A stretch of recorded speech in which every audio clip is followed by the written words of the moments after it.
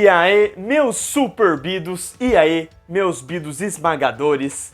Bom, galera, hoje eu estou aqui para falar de uma HQ muito especial que eu estava ansioso para ler há muito tempo por conta de vários elogios que eu vi pela internet em relação a essa HQ e também porque eu tinha um baita interesse no selo Teens, tanto da Marvel quanto da DC.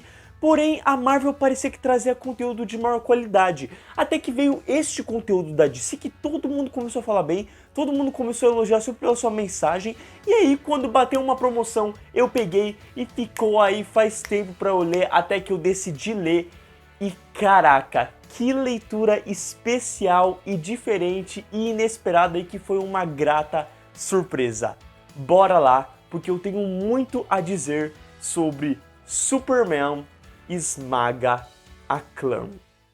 Talvez você não esteja fazendo isso conscientemente, e sem dúvida, não percebi se o meu estômago revirou. Mas você tá se limitando, eu posso sentir. Eu pensei bastante sobre o porquê disso, e tenho uma teoria. Posso dizer qual? Você quer se encaixar melhor. Uma família sino-americana se muda para Metrópolis em uma época em que o Superman atua como o herói do amanhã há pouco tempo, ainda utilizando o seu uniforme original. Mas dessa vez, a gente acompanha o herói enfrentando algo que pouco foi visto no mundo dos quadrinhos até então. O preconceito e principalmente a KKK. Dessa forma, Jenny Luen Wang traz uma história simples, mas muito forte e até polêmica para um quadrinho infantil, sobre um exército preconceituoso que fará de tudo para manter a sua raça, a sua cor, a sua superioridade, e vai acabar incomodando não só uns imigrantes de outro lugar, como aquele imigrante de outro planeta. Assim, o autor conta a história dessa garotinha esperta que está tentando entender tudo o que está acontecendo, lidando com ameaças de morte, com o preconceito, enfrentando eles e se descobrindo, ao mesmo tempo que influencia outras pessoas a evoluírem, melhorarem, incluindo o próprio Superman, que aqui se depara com uma radiação verde que o faz enxergar seus pais alienígenas, levando-o a relembrar mais sobre seu passado e descobrir quem verdadeiramente é. Ou seja, o que temos aqui é facilmente uma jornada que poderia ser adaptada nos cinemas, trazendo todos os personagens para uma mesma trama, conectando todos eles de alguma maneira. Literalmente, tudo que aparece e acontece apresenta uma função. O roteiro é redondo. Aquela cena do Clark no passado vai servir para explicar o que lhe rendeu a ideia de usar um uniforme. Da mesma maneira que a relação de dois garotos diferentes e antagônicos vai servir para evoluí-los. E isso é um fator que eu gosto muito no quadrinho. Como nada é preto no branco. Como cada pessoa ou personagem tem camadas e questionamentos sobre o que está acontecendo à sua volta. Como deve ter acontecido na vida real mesmo. A mãe não gosta da KKK, mas se indaga por que povos e raças não são divididos. O garoto pensa que é melhor fazer o que o tio faz, porque se fizer diferente, pode querer dizer que alguém que ele ama é do mal. O Clark é um herói super poderoso que tem medo de demonstrar o seu potencial, e para isso decidiu se rebaixar em esconder sua identidade e o alcance notável que poderia ter com os próprios poderes. Sério, trabalhar o problema do último filho de Krypton em ser um imigrante é muito legal, e é bem feito, deixando tudo com menos sentido ainda quando a gente para pensar que esse tema foi tão pouco explorado em várias mídias, como cinema e séries de TV. Além do próprio preconceito que um ser grandioso como ele poderia sofrer de qualquer jeito, principalmente na época em que estreou. Um tiro certeiro tudo isso mesmo.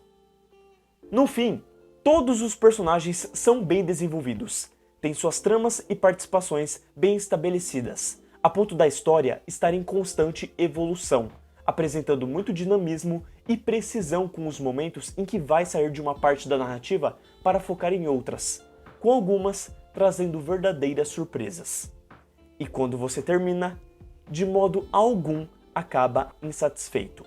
Na real, você até fica querendo mais, e de certa forma você recebe, mas não como imagina.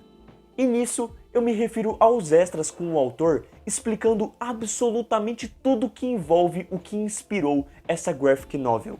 literalmente honrando a sua história, o passado que não viveu e a relevância que o Superman dos anos 40 trouxe para o mundo real, mesmo sendo um personagem fictício, esclarecendo que a sua história não é original, ela é extremamente inspirada em uma série de rádio, em uma época onde o Superman realmente era isso que a gente vê nesse quadrinho, alguém com um S diferente grudado no peito e que não sabia voar. Sério, a homenagem como um todo já é linda. O final do extra literalmente me levou às lágrimas.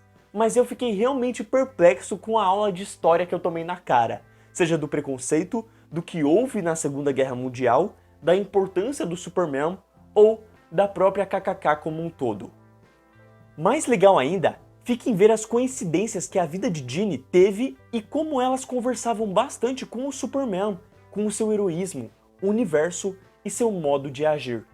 A intercalação feita entre todas as histórias reais que ele quer abordar é certeira, e tudo apresenta um sentido que agrega para tudo que foi lido, tornando este extra um dos mais importantes que eu já vi em toda a minha vida, a ponto de ser melhor do que Crise de Identidade fez, que na real é um por trás dos bastidores de tudo que foi feito, enquanto que aqui é uma verdadeira aula de história, fazendo deste quadrinho um dos mais importantes e relevantes para se ter ou dar a alguém, principalmente uma criança, tanto em relação ao mundo dos quadrinhos, quanto do próprio Superman.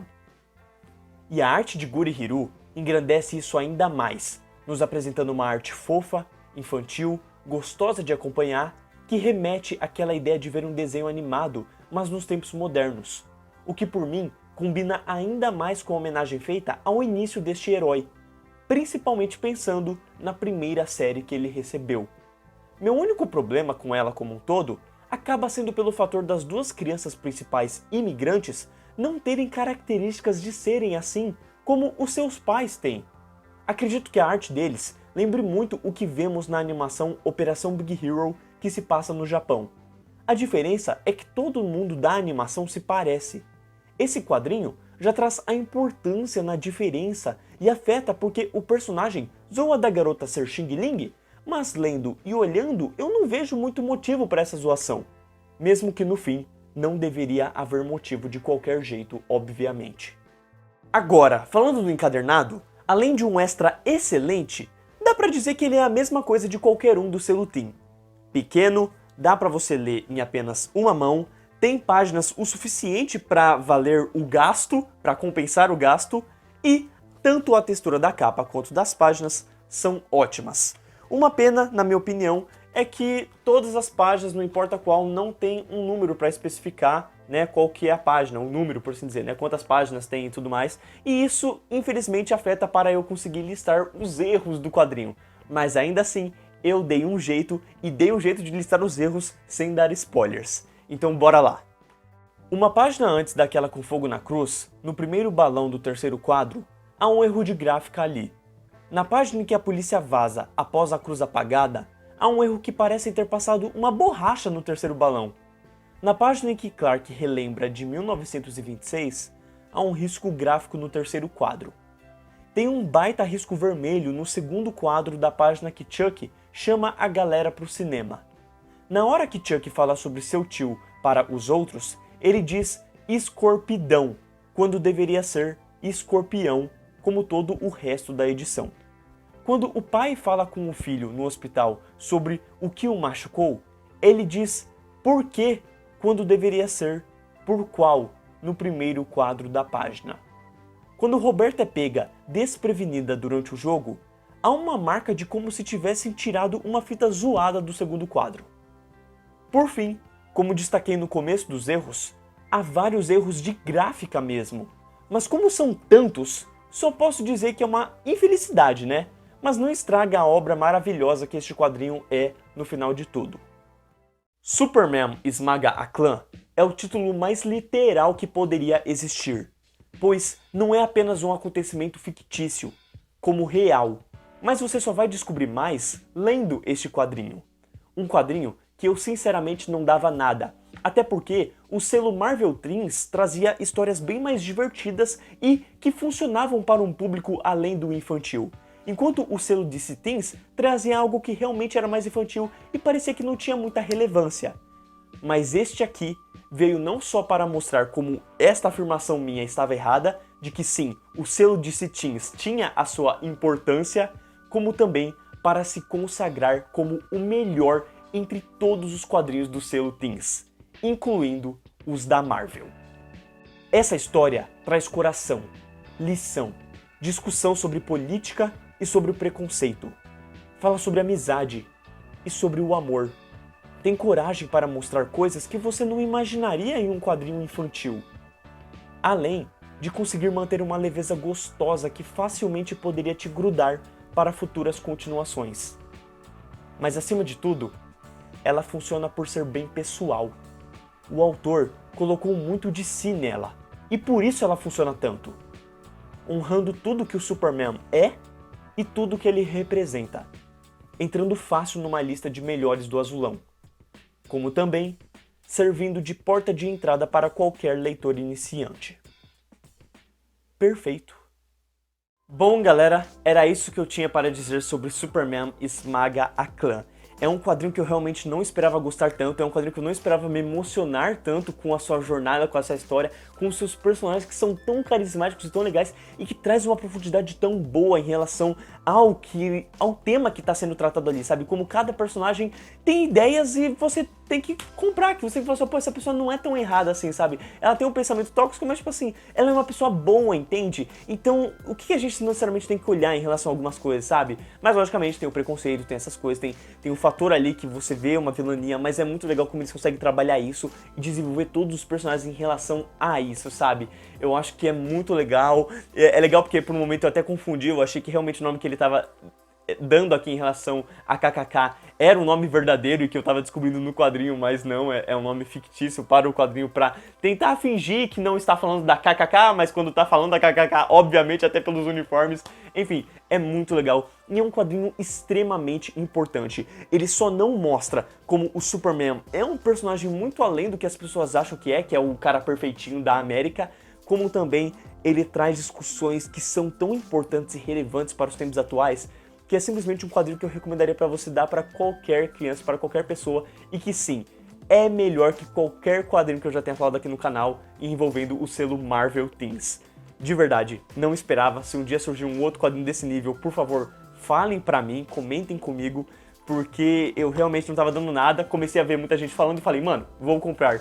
E nossa, que leitura para se começar o ano, sério mesmo. Se vocês já leram Superman Esmaga a Clã, deixem nos comentários o que vocês acham deste quadrinho, se vocês gostam, se vocês não gostam, se tem alguma coisa que vocês não concordam em relação ao que eu comentei neste vídeo, né, como um todo.